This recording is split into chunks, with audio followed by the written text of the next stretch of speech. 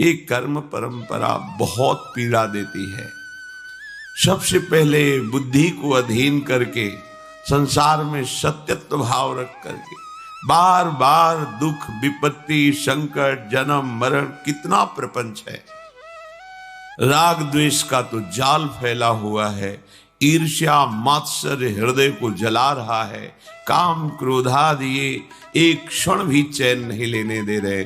फिर भी हम सुख की आशा में इसी दुखालय में सुख चाहते हैं, इसी संसार में जीना चाहते हैं। और ये अज्ञान की वृत्ति बिना भगवद वाक्यों का मनन किए, बिना भजन किए ये नष्ट नहीं होती है। मान लीजिए प्रार्थना, ये राग द्वेष की वृत्तियों को छोड़िए और भगवान की शरण में हो जाइए तो परम सुखी हो जाएंगे। दूसरा कोई रास्ता नहीं है। अगर हम दूसरा कोई रास्ता सुख का चयन करते हैं तो परिणामतः वो दुख रूप ही मिलता है।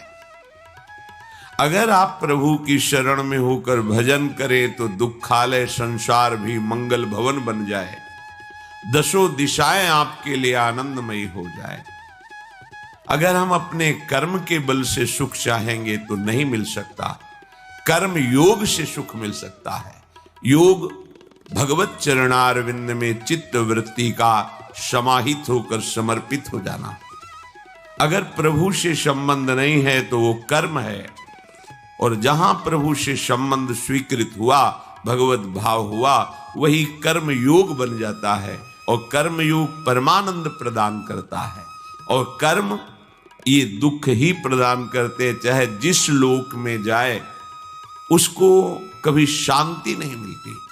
बड़े बड़े पुण्यवान हैं हमसे भी ज्यादा, तो जहां अन्य लोकों में गए वहां उनका बड़ा सुख देखा, वहां भी जलन हो रही, वहां भी ईर्ष्या है, वहां भी मात्सर्य है। तिनके से लेकर ब्रह्मलोक तक सब माया का प्रपंच फैला हुआ है। श्री भगवान कह रहे हैं कि परमानंद महासुख की प्राप्ति के लिए जो अनन्य भाव से मेरा भजन करते हैं, ये अनन्य शब्द बार बार इसलिए परिचय दिला रहे हैं कि एक बार अनन्य हो जाओ। शरीर का राग, इंद्रियों में जो भोगों की सुख की लालसा है, और परिवार मित्र सुहृदजनों में जो स्नेह है, राग है, यही हमारा बंधन है, यही बंधन है।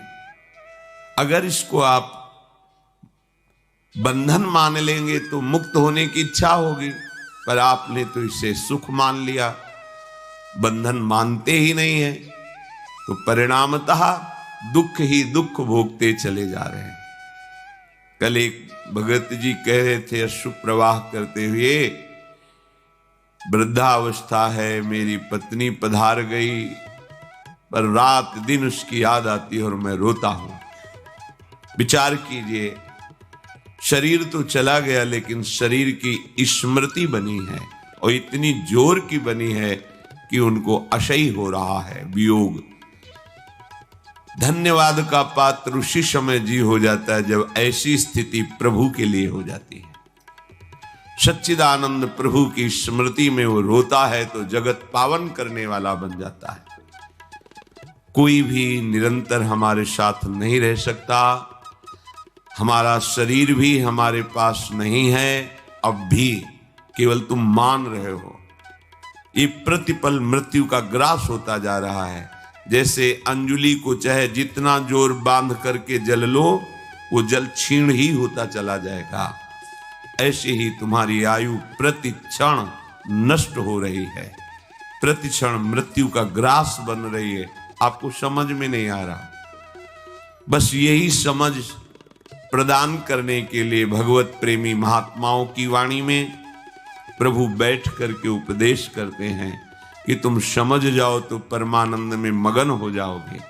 प्रभु कह रहे हैं, सततम कीर्तयन्तो मां यतन्तश्च दृढ़व्रताः नमस्यन्तश्च मां भक्त्या नित्य युक्ता उपासते।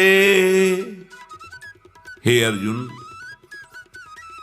जो नित्य निरंतर मेरे में लगे हुए उपासक हैं, नित्य और निरंतर, ये बड़ी दुर्लभ बात है। शरीर हमारा नित्य है, तो इस शरीर से जितनी भोगी जाने वाली वस्तुएं सब अनित्य हैं। अनित्य माने नाशवान। और इससे जितनी क्रियाएं होती हो सब नाशवान है। नित्य हमारा स्वरूप है, नित्य हमारे आनंददाता प्रभु हैं। यदि इस नित्य संबंध को नित्य से कर लिया जाए तो निरंतर भजन होने लगे। पर हम अपने स्वरूप को जो नित्य है उसको भूलकर अनित्य शरीर, अनित्य संसार में सुख खोजने की वृत्ति से लग गए, इसलिए अब भजन नहीं होता। क्योंकि जहां सुख वांछा प्रकट होती है वहां पाप भावना जागृत हो जाती है। जितने पाप होते हैं वह स्वसुख वांछा से होते हैं। स्वसुख वांछा ये आसुरी भाव है। आशु कहते हैं प्राणों को, जो केवल अपने प्राणों के पोषण में लगे हैं, केवल इंद्रियों के भोगों में लगे हैं। वो अनित्य में लगने के कारण प्रभु का जो नित्य स्वरूप है, नित्य संबंध है, वो निरंतर भजन नहीं कर सकते।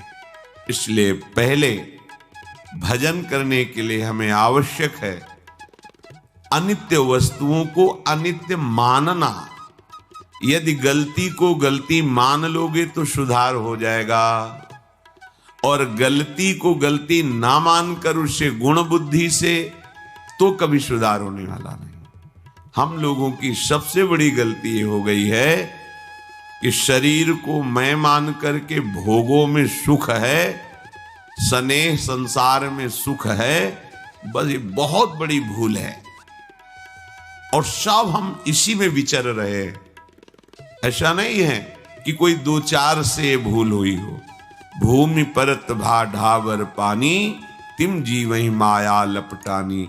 जैसे आकाश से निर्मल जल गिरता है, पृथ्वी का स्पर्श होते ही मलिन हो जाता है, ऐसे ही जीवात्मा जो निर्मल परमात्मा का अंश है, इस शरीर में आते ही वो मलिन भाव को प्राप्त हो जाता है। देह भाव को प्राप्त होना ही ये मलिनता है, क्योंकि इसी से सारी मलिनताएं प्रकाशित होती हैं। दुराचार प्रवृत्तियां, अभक्ष पदार्थों को खाना, हिंसा आदि वृत्तियां, चोरी, नाना प्रकार के आसुरी भाव इसी में छिपे हुए हैं, देह भाव में। हमें जब तक प्रभु के चरणारविंद का आश्रय और उन्हीं को केवल अपना मानना ऐसा भाव नहीं आता, तब तक निरंतर भजन हो ही नहीं सकता। कितने भगत जन ऐसे मिलते हैं जो कहते हैं हमारा 24 घंटे भजन होता है, फिर इसके बाद वही बोलते रहते हैं, मैं बहुत अशांत हूं, मैं बहुत परेशान हूं, मन हमारा बहुत हमको जलाता है। क्या बोल रहे हो? निरंतर भजन और ये स्थिति मजाक कर रहे हो। निरंतर भजन होने लगे तो किसी की ताकत नहीं कि उसके हृदय में अशांति पैदा कर दे। आप झूठ से अपने को मान रहे हैं कि मैं निरंतर भजन करता हूं, क्योंकि निरंतर भजन करने वाले के शब्द ही नहीं निकलेंगे। जब मन प्रभु आनंद सिंधु में लगा तो अशांत कैसे हो सकता है? मन अशांत है तो भजन किससे कर रहे हो? चित्त वृत्ति विक्षिप्त हो रही है तो चित्त वृत्ति संसार में लगी, प्रभु में कहां? अभी तुम मैं से जुड़े हुए शरीर को लेकर डोल रहे हो, निरंतर भजन कहां? निरंतर भजन तो जब प्रभु में और अपने में अंतर खत्म हो जाता है तब होता है निरंतर भजन। शरीर भाव का त्याग करके अपने अंशी प्रभु में प्रतिष्ठित हो गया। ब्रह्मविद ब्रह्मैव भवति, भगवत स्वरूप हो गया। अब निरंतर भजन होता है। पर इसके लिए हमें प्रयास करना है, हमें प्रयास का अवसर दिया गया है। हम अधिक से अधिक मौन का आश्रय लें, कम बोलें वाणी से। जितना समय हमें नाम जपने का मिले, खूब धैर्यपूर्वक, मन ना लगे तो भी वाणी से नाम जप कीजिए।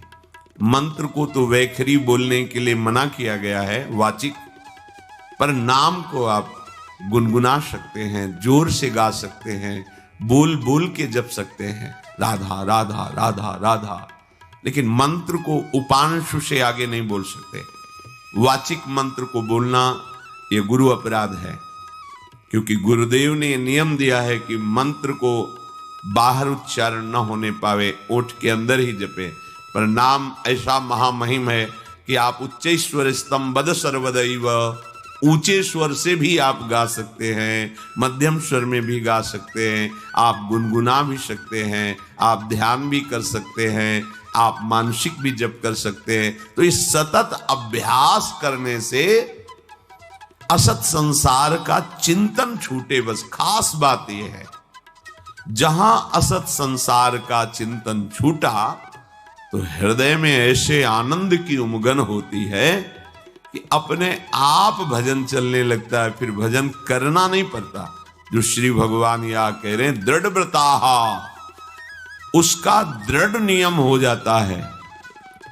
प्राण छूट जाए तो बात अलग है, या गहरी सुषुप्ति अवस्था हो तो बस नहीं है, इसके अलावा उसका कभी भजन नहीं छूटेगा।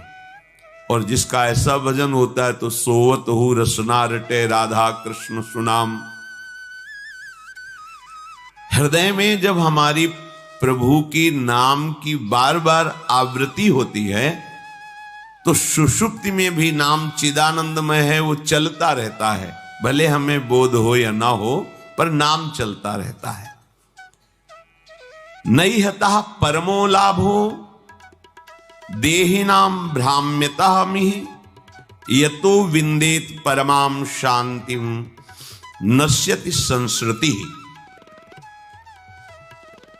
इस संसार में अनादिकाल से विभिन्न योनियों में दुख भोगते हुए हम भटक रहे हैं। हम भटकने के योग्य नहीं हैं। जैसे हम कहते हैं भगवत प्राप्ति योग के योग्य नहीं, जैसे हमारा शास्त्र कहता है आप भटकने के योग्य नहीं हैं। आप हमारे श्री हरि के लाडले हैं, हरि के दुलारे हैं। बस इस पक्ष में बीच में एक रकील खींच दी गई, इधर माया है, इधर प्रभु की भक्ति है। माया का खेल खेलो तो दुख, अशांति, क्लेश, बार बार जन्म मरण, और भक्ति का खेल खेलो तो सुख, शांति और अविनाशी स्वरूप में स्थिति। जन्म मरण की परंपरा नष्ट हो जाती है। हम चाहते हैं सुख, शांति, परमानंद, अमरत्व, कभी मरे ना, पर खेल खेलते माया के पक्ष में, तो कैसे प्राप्त हो सकता है? हम भटकने की योग्य नहीं हैं, क्योंकि हम ज्ञान स्वरूप भगवान के अंश हैं। ये ज्ञान है कि हम भटक रहे हैं, पर उसका आदर न करके हम भटकने के मार्ग में ही आगे बढ़ रहे हैं। कैसे भटकन मिटे? बोले नाम संकीर्तनादन्य परमः उत्कृष्टाः लाभः अर्थो नहीं नैवास्ति। बिना कुछ जाने समझे बस तुम यदि नाम कीर्तन शुरू कर दो तो तुम्हारा भटकना मिट जाएगा। नैहता परमो लाभ हो, इससे बड़ा कोई लाभ नहीं।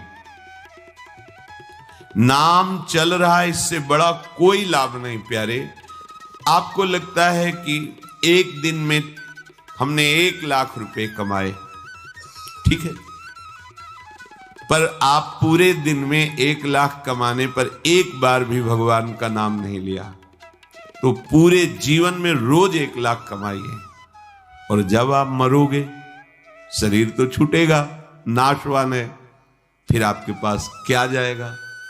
खाली हाथ हो गए ना, घाटा लग गया ना। तो हानि हरिवंश के नाम अंतर परे, लाभ हरिवंश उच्चरत वाणी। आप जो कार्य कर रहे हो अगर उसे नाम जपते हुए करते तो लौकिक लाभ भी होता और पारलौकिक लाभ भी होता। नाम के बिना आपका वो लाखों रुपया जो कमाया है वो आपको सुख नहीं दे सकता, वो शांति नहीं दे सकता, वो आनंद प्रदान नहीं कर सकता। रुपये से आनंद नहीं मिलता, रुपये से अविनाशी पद नहीं मिलता, रुपये से जन्म परंपरा नष्ट नहीं होती, रुपये से दुख नहीं मिटाया जा सकता। आप कह दो कि रुपये से औषधियां मिलती हैं, रुपये से डॉक्टर अच्छे मिलते हैं, तो दुख क्यों नहीं मिटाया जा सकता? जब तक तुम्हारे पाप कर्म नष्ट नहीं हो जाएंगे तब तक डॉक्टर भी तुम्हें सुखी नहीं करेगा, औषधियां भी काम नहीं करेंगी, और जहां पाप कर्म वो नष्ट हुआ जिसके कारण दुख आया वो अपने आप शांत हो जाएगा। तो मूल बात पाप को नष्ट करना है। तो पाप कैसे नष्ट होता है? नाम संकीर्तनम यस्य सर्व पाप प्रणाशम। जितने भी पाप हैं सब नष्ट हो जाएंगे।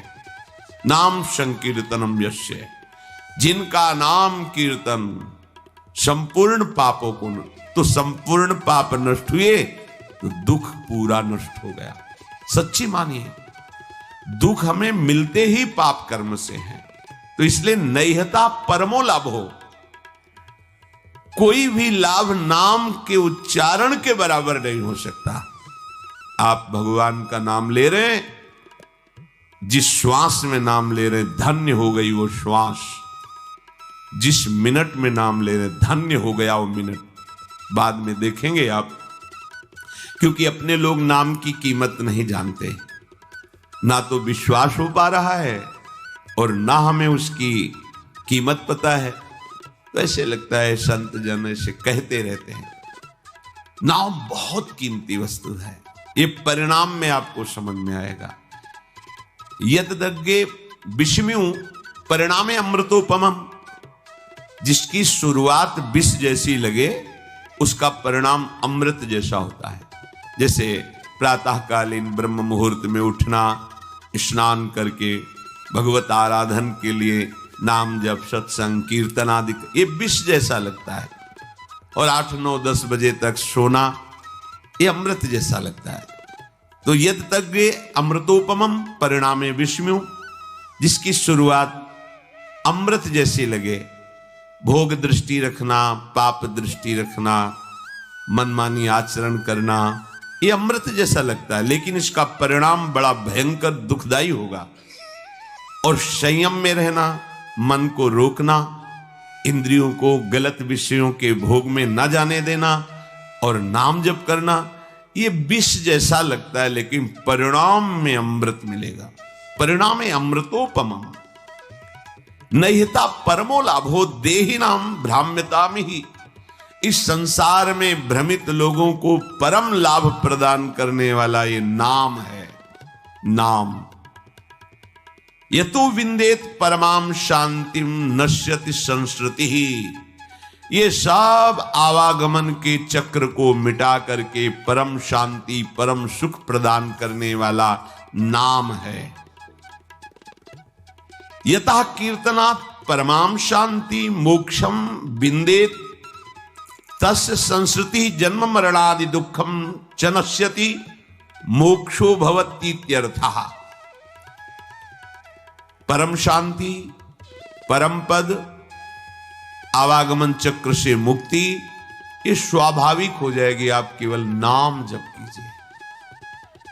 तेष भाग्या मनुष्येषु कृतार्था नृप निश्चितम स्मरन्ति स्मारयन्तो ये हरिर नाम कलौ युगे। मनुष्यों में वो परम धन्य है। ये अन्यान स्मारयन्तः सन्तः हरिर नाम स्वयं स्मरन्ति ते मनुष्येषु कृतार्था सभाग्याः निश्चितम। निश्चित प्रथम जानी हो, निश्चित वो परम धन्य हो जाता है जो अन्य स्मरण त्याग करके संतों के प्राणनाथ प्रभु श्री हरि का स्मरण करता है और दूसरों को भी करवाता है। ये जरूर करना चाहिए। अपने परिवार का मंगल करने के लिए कुछ समय नाम कीर्तन घर में जरूर होना चाहिए। मान लीजिए प्रार्थना, आपको परम सुख मिलेगा। आप सुख के लिए ही दौड़ रहे हैं। थोड़ी देर में, हम ज्यादा नहीं कहते, 10 मिनट, 24 घंटे में कोई 10 मिनट आप निकाल लीजिए। कोई संगीत ना हो तो अपने पास ये संगीत है, ताली, राधा राधा, किसी भी ध्वनि में, किसी भी राग में, भाव लगे ना लगे, श्रद्धा बने ना बने, दवाई मानकर, औषधि मान करके आप कीजिए। आपके घर में जब राधा नाम गूंजेगा तो दरिद्रता भाग जाएगी। देख लेना, करके देख लेना। अब मानो तभी ना।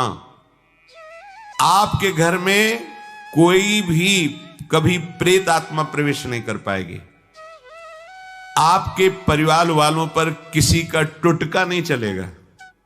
अगर आप अपने परिवार को बैठाल कर 10 मिनट केवल नाम कीर्तन कीजिए, राधा कृष्ण, राधा वल्लभ, राधे श्याम, जो आपको प्रिय नाम लगे, सब नाम महिमामय हैं। बैठ कर के मान लीजिए ना।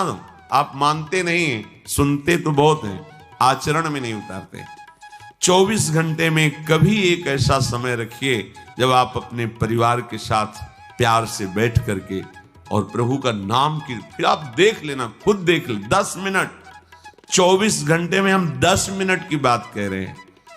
और कहीं सौभाग्य और बढ़ जाए तो एक अध्याय भगवान की महिमा का गान सुनाइए परिवार को बैठकर। श्रीमद् भागवत है, भक्तमाल जी है, भक्तों के चरित्र हैं, भगवान की अवतार कथाएं हैं। आप देख लो, घर तीर्थ हो जाएगा। आपको कहीं तीर्थ जाने की जरूरत नहीं।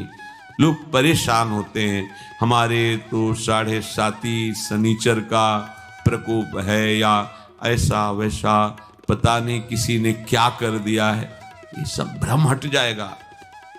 नाम कीर्तन की गूंज जो आपके घर में उठेगी ना, वो आपका मंगल करके ही छोड़ेगी। देख लेना। भाव कुभाव अनखालसहु, नाम जपत मंगल दिश दसहु। तेष भाग्या मनुष्येषु, मनुष्यों में सौभाग्यशाली कौन है? बोले स्मरंत स्मारयंतो ये हरिर नाम कलो युगे। इस युग का बहुत बड़ा प्रताप है। जो 10,000 की वर्ष की तपस्या से फल नहीं प्राप्त होता, वो 24 घंटे नाम कीर्तन से प्राप्त हो जाएगा। बड़ी महिमा है। तो आप अगर 10 मिनट अपने घर में नाम कीर्तन करें, एक अध्याय श्रीमद् भागवत का प्रभु को सुनाएं। संस्कृत ना आता हो तो हिंदी में ग्रंथ है, उनका अर्थ लिखा हुआ है, हिंदी में पढ़ लीजिए, हमें भाव प्राप्त हो जाएगा। जैसे सुधा सागर, प्रेम सागर, ऐसे केवल हिंदी से ग्रंथ की रचना हुई, उन्हीं को अर्थ के द्वारा पूरा बांधा गया है। जो श्लोक हैं उन्हीं के अर्थों को पूरा क्रम से लिखा गया है। बहुत सुंदर। प्रेम सागर, सुधा सागर, बहुत सरल भाषा में महान वैष्णव परम पूजनीय गोस्वामी तुलसीदास जी ने सब शास्त्रों की सार बातें, रामचरितमानस। जब हम सतशास्त्रों का अपने परिवार में बैठ करके गायन करके श्रवण कराते हैं तो सबके संस्कार पवित्र होते हैं, बुद्धि बदलती है। कितना प्रभाव पड़ता है। गर्भस्थ शिशु को नारद जी भगवान की भक्ति और कथा सुना रहे हैं तो प्रहलाद जी प्रकट होते ही महाभागवत के रूप में। आप देखो, गर्भस्थ शिशु अभिमन्यु को चक्रव्यूह तोड़ने का उपदेश कर रहे, तो गर्भ में ही वो सीख गए। बड़ी महिमा है। यदि आप अपने परिवार में नाम कीर्तन करेंगे और भगवत आराधना की भावना से ठाकुर जी विराजमान करके उनको कथा सुनाएंगे, एक अध्याय सुनाएंगे, एक अध्याय, एक अध्याय आपके जीवन के अध्याय को बदल देगा। आप देखना ना, पर कोई करना नहीं चाहता। और कहीं ये सौभाग्य उदय हो जाए कि बिना ठाकुर जी को भोग लगाए हम पाएंगे नहीं, तब तो बात बन गई, फिर तो बिगड़ेगी नहीं। क्योंकि आहार से हमारा प्राणों का पोषण होता है और बुद्धि का प्रभावित होना होता है। अगर सात्विक आहार है तो बुद्धि सात्विक, राजसिक तो राजसिक, तामसिक तो तामसिक। जब प्रभु को भोग लगा दिया जाता है तो गुणातीत हो जाता है, न वो सतोगुणी, न रजोगुणी, न तमोगुणी, वो भगवत प्रसाद हो जाता है। और प्रसाद एक एक कवल में महान सुकृत प्रदान करता है। भोजन भी हो गया और पुण्य भी बन गया, भगवान को भोग लगाया और पा लिया। ते सौभाग्या, ये सौभाग्यशाली मनुष्यों का जीवन है। कृतार्था, निश्चित इनका कल्याण हो जाता है, कृतार्थ हो जाते हैं। स्मरन्ति स्मारयन्तो, कई ऐसे सौभाग्यशाली परिवार हैं जो अपने छोटे छोटे बच्चों को बैठकर एक माला राधा नाम करो, हम तुम्हें अमुक वस्तु बाल भोग बना रहे हैं, तुरंत पवाएंगे, फिर आप स्कूल जाओ। एक माला राधा राधा राधा 108 बार बोलो। ये संस्कार उनको ऐसी उन्नति की तरफ ले जाएंगे कि जब बुद्धि पवित्र होगी तो पढ़ाई में लगेंगे, स्मरण शक्ति तेज होगी, पवित्र व्यवहार होगा तो इनका जीवन प्रकाशित हो जाएगा। जिन घरों में भगवान नाम कीर्तन, भगवत कथा वार्ता नहीं होती, तो कई जन ऐसे प्रश्न करते हैं कि हमारे बच्चे अब हमारे अनुशासन में नहीं रहे, वो मनमानी आचरण करते हैं, हम समझाने की चेष्टा करते हैं, क्या हो गया? बच्चापन से उनकी बुद्धि में रजोगुण बढ़ा, रजोगुण तमोगुण में बदल गया, अनादर प्रारंभ हो गया। अब ना वो शास्त्र मानेंगे, ना तुम्हारी गुरुजनों की बात मानेंगे। अब मन की बात, तो मन तो अधोगामी है, वो निश्चित उनको विषयों में ऐसी जगह फंसाएगा जहां अशांति ही अशांति, दुख ही दुख है। स्मरन्ति स्मारयन्तु, आदेश कर रहे हैं, खुद भजन करो और दूसरों को भजन करने की प्रेरणा दो। अगर हमारा कोई रिश्तेदार है, नातेदार है, मित्र है, प्रियजन है, हमारे पास बैठता है, तो हमें प्रार्थना करनी चाहिए मृदु शब्दों से। यदि आप नाम जप करते हैं तो बहुत आपका मंगल होगा, और 1-2 माला बढ़ाइए। नहीं करते हैं तो प्रारंभ कर दीजिए। पूज्य भाई जी महाराज, एक संत उनके पास जैसे जाते थे तो यही कहते थे, हमारे पास आए हो तो हमें कुछ दक्षिणा दो। आदेश कीजिए, क्या दक्षिणा दें? आप नाम जप करते हो? नहीं, नाम जप तो नहीं करते, तो ये दक्षिणा दो कि आज से आप 5 माला नाम जप करोगे। लाखों लोगों को भजन में लगा दिया, लाखों लोगों को। ऐसे ही आप अपने सुहृद जनों को, मित्र जनों को, रिश्तेदार नातेदार जनों को नाम में यदि लगा दोगे तो आपने परम मंगल कर दिया, और उसका परम लाभ आपको मिलेगा। जैसे आपकी प्रेरणा से 5 लोग नाम में जप में लगे तो आपके ऊपर विशेष हरि की कृपा होगी, क्योंकि 5 के जीवन उद्धार की बात आपने की, तो आपका जीवन अपने आप मुक्त हो जाएगा माया प्रपंच से। ये रहस्य है। आप दूसरों को सुख देने की भावना करें तो आपको कभी दुख नहीं मिलेगा, पर हम अपने सुखी होने के लिए दूसरों को दुख देते हैं, इसलिए कभी सुखी नहीं हो पाते। कलेर दोष निधे राजन अस्ति हे को महान गुण, कीर्तना देव कृष्णस्य मुक्त बंधा परम ब्रजेत। इस कलिकाल का बड़ा अवगुणी स्वभाव है। अगर आप गुरुजनों की आज्ञा में नहीं हैं, शास्त्र का स्वाध्याय नहीं किए, शास्त्र के वचन आपके कानों में नहीं पड़े, तो आपके आचरण बहुत ही आसुरी प्रवृत्ति की तरफ ये आकर्षित करके भ्रष्ट करेगा। कलयुग का स्वभाव है। इसमें प्रिय वस्तु होती है व्यभिचार, इसके स्वभाव का। प्रिय वस्तु होती है नशा करना, भांग, शराब, ड्रग्स आदि जो भी नशे, नशा करना, व्यभिचार करना और जुआ खेलना। कई तरह से जुआ खेलना होता है। दूसरों के धन का अपहरण करना और दूसरों को दुख पहुंचाना, हिंसा करना, ये इसका स्वभाव है। इसका स्वभाव है। जैसे कालिया नाग ने भगवान से कहा था कि प्रभु मुझे दोष मत देना कि मैंने आप पर प्रहार किया, क्योंकि मेरा स्वभाव आपने ही बनाया है। बहुत वर्षों के बाद भी बदला लेने का स्वभाव मेरा होता है और वो आपके द्वारा ही रचा गया है। इसलिए आप नाराज मत होना कि मैंने आपको बांधा अपने नागपाश में, आप पर प्रहार किया। तो ये कलयुग का स्वभाव है। अगर आप भगवद आश्रित नहीं हैं तो शराब पीना आपको बुरा नहीं लगेगा। देखो, सब कोई जानता है, जब हम यहां से बोलते हैं तो कोई कह सकता है कि ये निषेध क्यों कर रहे हैं, लेकिन आप अपने हृदय में बैठ करके थोड़ा विचार कीजिए, क्या ये आपका स्वास्थ्य बढ़ा देगा? कितने ऐसे हमारे सामने आए हैं जिनके लीवर खराब हो गए, जिनका जीवन खत्म हो गया, उनके परिवार के जन भी हैं। हितदाम में जब दिया कि बहुत शराब पी, अब तो डॉक्टर ने कहा अब मरने, और कुछ दिनों में पधार गए। देखो, क्या आपका स्वास्थ्य इसमें अच्छा रहेगा? नहीं। क्या आपको समाज में से सम्मान मिलेगा? नहीं। नालियों में इधर उधर बेहोश होकर के गिर पड़ते हैं, शरीर की सामर्थ्य नहीं रहती, तो इससे क्या परमार्थ बनता है? नहीं। इससे क्या धन की प्राप्ति होती है? नहीं। जब कोई भी लाभ नहीं मिलता, केवल प्रमाद और केवल हानि है, तो आप सोचो आप ठगे जा रहे हो कि नहीं ठगे जा रहे हो? व्यर्थ में आप ऐसे आचरण करते हो जिससे आपके जो पुत्र हैं, परिवार के जन हैं, वो आपसे असंतुष्ट रहते हैं। अगर कहीं वो आपका अनुगमन कर लें तो वो भी पतन के मार्ग में चले गए। किसी भी असत क्रिया से कभी शांति नहीं। प्यारे समझो, ये कलयुग का स्वभाव है।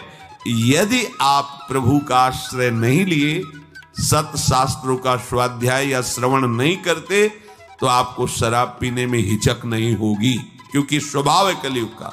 मांस खाने में हिचक नहीं होगी, व्यभिचार करने में हिचक नहीं होगी, चोरी करने में हिचक नहीं होगी, हिंसा करने में हिचक नहीं होगी, जुआ खेलने में हिचक नहीं। ये उसका स्वभाव है और उसका प्रभाव है कि आपकी एक भी नहीं चलेगी, वो अपने प्रभाव से आपको बलात् रौंद देगा। इसलिए हित सजनी स्वरूपा महाप्रभु कह रहे, पाए जान जगत में सब जन कपटी कुटिल कलयुगी टंचु। तो कह रहे, अगर इस कलयुग के प्रभाव से तुम्हें कोई बचा सकता है तो इसका एक बहुत बड़ा गुण है। अगर इस कलयुग में नाम जप किया जाए, नाम कीर्तन किया जाए, तो इसका कोई भी स्वभाव या प्रभाव आप पे लागू नहीं होगा और आपका हृदय निर्दोष होकर भगवान की प्राप्ति के योग्य हो जाएगा। एक ही उपाय है, नाम कीर्तन, नाम जप, भगवत चर्चा करना, भगवत चर्चा सुनना।